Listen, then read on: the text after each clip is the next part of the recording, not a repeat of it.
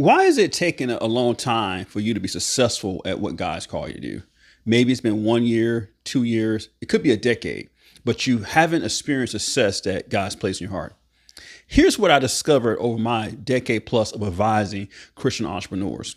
What I find the most is that people haven't truly convinced themselves that this is what God wants them to do.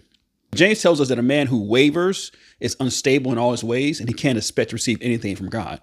And most Christian entrepreneurs, they're wavering back and forth whether or not this is God, this is not God. When you're wavering back and forth, you can't make any progress.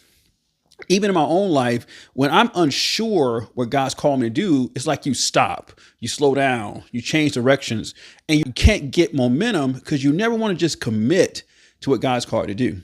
So to speed up success, my biggest advice to Christian entrepreneurs is that you got to come to a place of faith and commit in your heart that this is what God wants me to do. And once you commit in your heart and you spend the time putting your hands to the thing that God called you to do over a reasonable period of time without taking your hands off of it, you will be successful. But if you're constantly taking your hands off it, putting it on, you're wavering back and forth. And as James says, you can't expect to receive any success from God doing that.